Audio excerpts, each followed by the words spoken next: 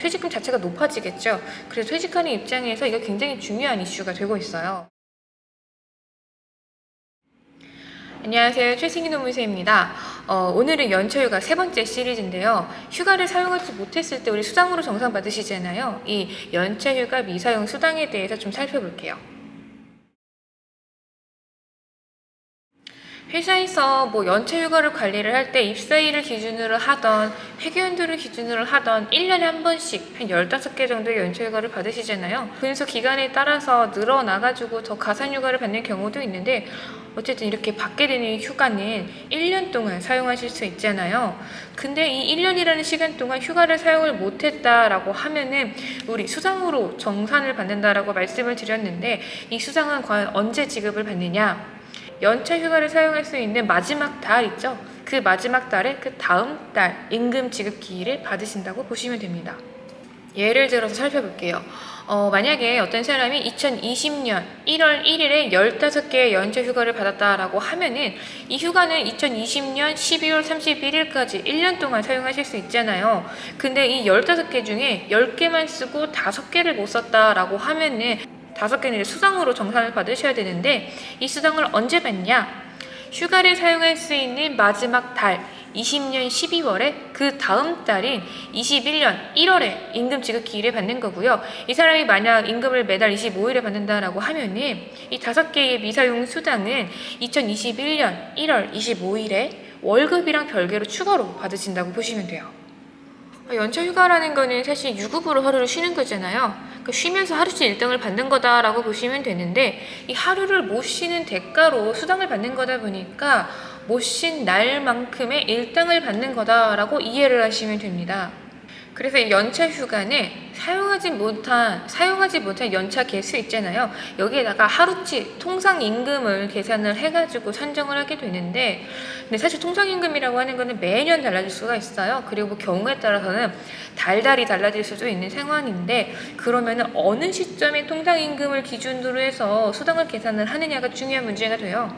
이때는 휴가를 사용할 수 있는 마지막 달에 통상임금을 기준으로 해서 사용하지 못한 연차 개수를 곱해서 계산을 한다 보시면 됩니다. 예를 들어서 2020년 1월 1일부터 12월 31일까지 15개의 연차휴가를 써야 되는데 10개밖에 못 써가지고 5개가 남았다라고 하면은 2021년 5개에 대한 연차휴가 미사용 수당을 받으셔야 되잖아요. 이때 어떤 시점에 통상임금을 기준으로 하면은 휴가를 사용할 수 있는 가장 마지막 달 12월이죠. 2020년 12월. 20년 12월에 통상임금을 기준으로 해서 5일치 수당을 계산을 해가지고 21년 1월 25일에 지급을 받는 거다. 만약 이 사람의 20년 12월에 통상 1급이 12만 원이라고 하면은 12만 원에다가 5를 곱하면 60이겠죠? 60만 원을 이제 2021년 1월 25일에 월급이랑 별개로 추가로 받는 거다라고 보시면 됩니다. 연차휴가는 이제 1년에 한 번씩 주고 정산하고 하는 그런 제도잖아요. 그런데 이제 이 연차휴가를 정산해주지 않고 2월 해가지고 계속 사용하게끔 하는 회사들이 생각보다 많죠. 그런 회사들은 마지막으로 연차휴가 미사용 수당을 언제 정산을 받느냐? 최종 퇴사 시점에 정산을 보통 받으시거든요. 이럴 때에는 입사한 날부터 퇴사하는 시점까지 전체 재직기간 동안에 발생한 총 연차에서 전체 사용한 연차 휴가를 다 빼고 미사용한 애들만큼만 정산을 해서 주시면 됩니다. 그러니까 퇴사하는 시점에 퇴직금이랑 총 미사용한 연차 휴가 수당을 같이 받으시는 거라고 보시면 돼요. 연차 미사용 수당 얘기가 나오면 항상 들어오는 질문이 이 연차 미사용 수당을 퇴직금에 포함을 시켜야 되느냐라는 내용이 많아요. 근데 이거는 질문 자체를 조금 구체화시킬 필요가 있어요.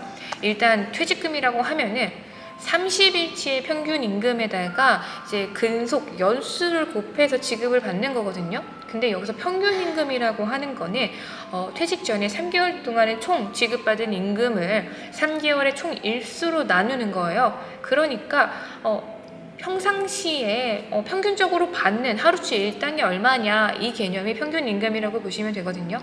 이때 이 평균 임금을 산정하는 3개월의 총 임금 여기에 연차휴가 미사용 수당이 들어가느냐 이 질문이 사실상 핵심이라고 보시면 됩니다. 예를 들어서 연차휴가 이 미사용 수당이 퇴직금, 그러니까 평균 임금에 포함이 된다라고 하면은 퇴직금 자체가 높아지겠죠. 그래서 퇴직하는 입장에서 이거 굉장히 중요한 이슈가 되고 있어요.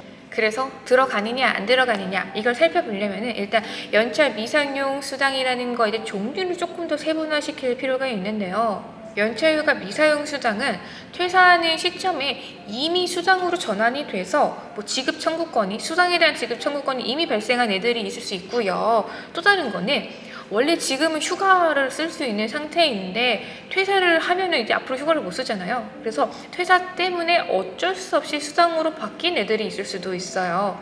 일단 이 전자 이미 수당으로 바뀐 애들은 이제 평균 임금에 포함이 된다라고 보시면 되고, 후자 퇴사 때문에 어쩔 수 없이 수당으로 바뀐 애들은 퇴직금에 포함이 되지 않습니다. 예를 들어서 앞서 살펴봤던 사례 있죠. 2020년 1월 1일에 15개의 휴가를 받고 이 사람이 1년 동안 이제 5개를 못 써가지고 21년도 1월 25일에 5개 분의 이제 수당, 그러니까 60만 원의 연차휴가 미사용 수당을 받았다라고 했잖아요. 이 사람 같은 경우에 사실 2021년 1월 1일에 또 새롭게 15개의 휴가가 부여가 됐을 거예요. 수당을 받는 거랑 별개로 15개의 휴가를 이제 또 21년, 1년 동안 사용할 수 있는 상황이겠죠. 근데 이 사람이 예를 들어서 21년 6월 30일에 퇴사를 했다라고 가정을 해볼게요. 퇴사를 하는 시점에 퇴직금 때문에 우리는 이제 평균임금을 산정을 하겠죠. 이 평균임금을 산정을 할 때 이 사람이 21년 1월 25일에 지급을 받았던 5일치 미사용수당 60만 원 있죠? 이 60만 원에 12분의 3만큼 해가지고 평균임금에 포함이 돼요. 그래서 퇴직금을 높이는 데 기여를 하고요. 그리고 이 사람이 21년 1월 1일에 새로 부여받은 15개의 휴가가 있죠. 만약에 이 휴가 중에 이 사람이 4개만 쓰고 11개를 못 썼다라고 하면은 11개는 퇴사 시점에 불가피하게 될 수당으로 바꿔서 지급을 해야 되는 상황이잖아요. 이 11개에 대한 미사용 수당은 퇴직금에, 그러니까 평균임금에 포함이 되지 않습니다. 오늘은 연차휴가 미사용 수당에 대해서 좀 자세히 살펴봤는데요. 또 궁금하신 점이 있으시면 댓글로 질문을 남겨주세요. 감사합니다.